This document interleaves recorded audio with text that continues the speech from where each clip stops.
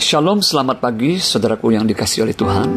Pagi ini kita bersyukur kita kembali akan merenungkan firman Tuhan dengan judul Pertobatan dan Ketaatan Penuh, Kunci Ibadah yang Berkenan kepada Tuhan. Terambil dari kitab Yeremia pasal 7-8. Fokus dalam ayat yang ketiga dalam pasal 7. Beginilah firman Tuhan semesta alam Allah Israel. Perbaikilah tingkah lakumu dan perbuatanmu, maka aku mau diam bersama-sama kamu di tempat ini. Saudara, bait Allah dipercaya oleh umat Israel sebagai tempat di mana Yahweh atau Tuhan hadir di tengah-tengah ibadah ataupun penyembahan umatnya. Namun Tuhan sendiri berfirman melalui Nabi Yeremia demikian, janganlah percaya kepada perkataan dusta yang berbunyi, ini bait Tuhan, bait Tuhan, bait Tuhan.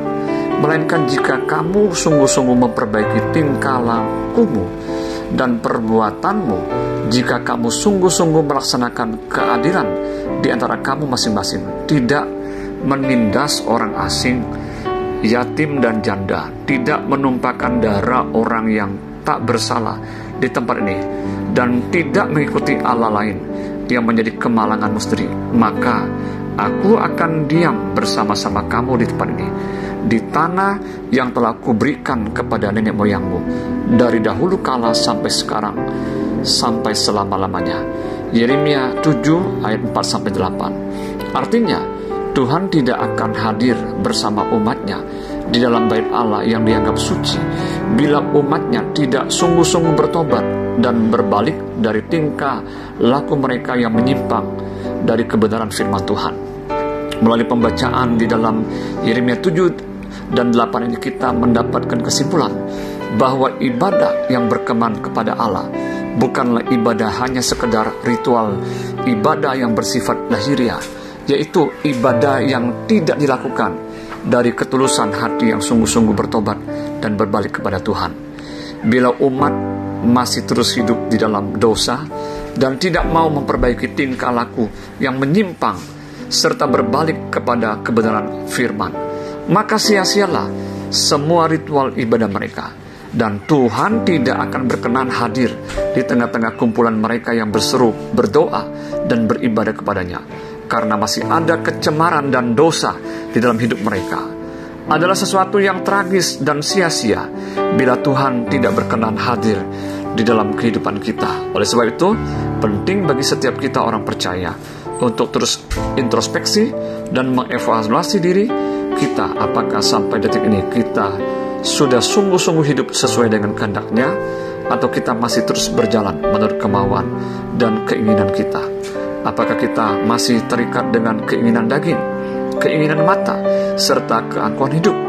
Apakah masih ada ilah-ilah lain yang kita sembah seperti mammon, harta benda, materi, dan lain sebagainya yang kita anggap lebih utama daripada Tuhan itu sendiri? Dan bila kita membaca di dalam Yeremia 7 ayat 1-8, Tuhan tidak menuntut umatnya untuk mempersembahkan korban bakaran dan korban sembelihan.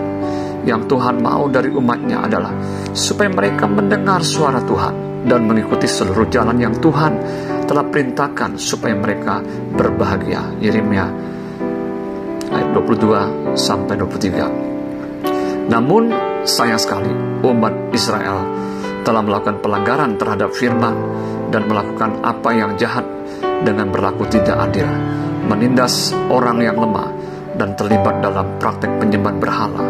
Mereka bahkan mempersembahkan anak-anak mereka menjadi korban bakaran bagi ilah-ilah yang menjadi kekejian bagi Tuhan. Yeremia 7 30-31. Hal itulah yang menyebabkan Tuhan murka dan menghukum mereka karena tingkah laku mereka yang melawan kehendak Tuhan. Meskipun mereka datang beribadah kepada Tuhan di bait Allah, Tuhan tetap tidak akan berada di tengah-tengah mereka, karena Tuhan tidak berkenan terhadap kelakuan mereka yang tidak mau bertobat. Saat ini, mari kita mau jaga hati dan hidup kita untuk memiliki pertobatan setiap hari dan hidup dalam ketaatan penuh pada kehendak dan firman Tuhan. Jangan biarkan dosa dan kenyamaran membuat Tuhan tidak lagi hadir dan berkenan atas hidup kita. Karena kunci agar ibadah kita berkenan kepada Tuhan adalah hati yang bertobat dan taat penuh pada perintah-Nya. Selamat pagi, selamat beraktivitas. Tuhan Yesus memberkati. Shalom.